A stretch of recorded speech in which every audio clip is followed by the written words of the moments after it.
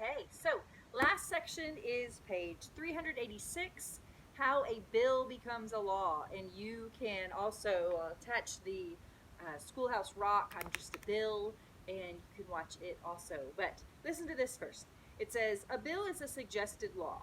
Members of the Texas House of Representatives or Senate write a bill. Then they consider whether it would make a good law. When members of the House of Representatives and the Senate approve the bill, it is sent to the governor. If the governor signs the bill, it becomes a law. If the governor vetoes the bill, it returns to the legislature for a vote. If 2/3 of the legislature votes for the vetoed bill, it becomes a law.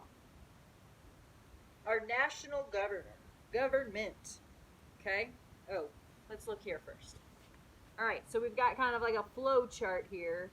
The governor, a legislator, or a citizen has an idea for a new law. The bill is introduced. That's a hard word to read backwards. Then it says legislators in both houses discuss and then vote on the bill. If both houses approve for the bill, it goes to the governor. And next, if the governor approves the bill, it becomes a law.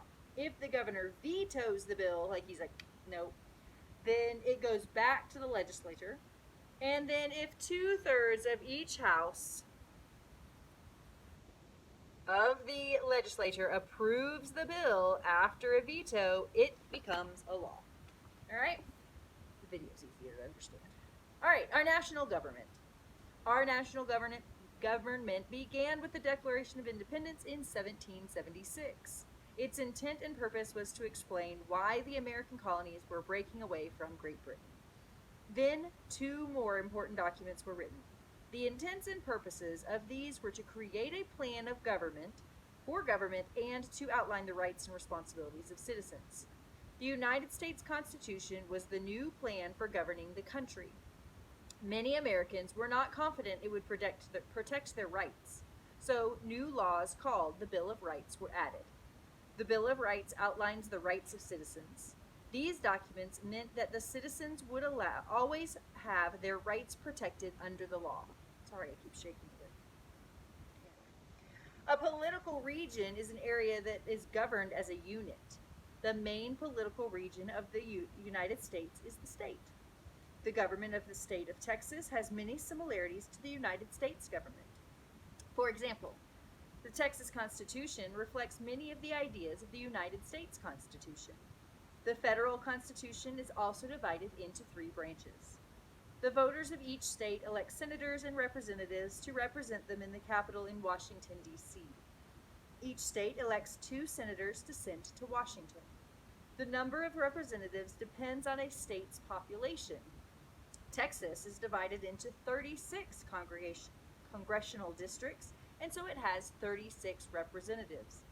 The citizens in each district vote for their own representative. Then on page 387, the United States is a constitutional republic. A constitutional republic is a form of government in which representatives get their authority from the people, serve for an established amount of time, and have sworn to uphold the United States Constitution. The Constitution limits the power of the government, leaving many important decisions to state and local governments. Everyone who serves in the national government is sworn to uphold the Constitution. That means that it is their job to make sure the freedoms and rights guaranteed in the Constitution are protected, the laws are followed, and the government continues to serve the people. The United States Constitution defines the power and responsibilities of each branch of government. It also defines how long someone serves in office before another election is held. Representatives are elected for 2-year terms. Senators are elected for 6-year terms.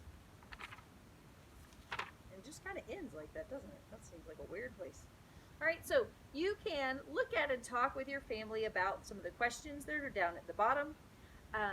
And then think about and look into our government and what it is, because think how important all these decisions are being made right now during quarantine, because we've got our governor, Greg Abbott, who is making decisions on whether or not we should or should not be open for things.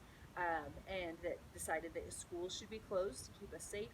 We've got national government, President Trump, that makes decisions for the nation as to what we should be doing, and then just within our city, our government of what we decide that is appropriate for our city to do.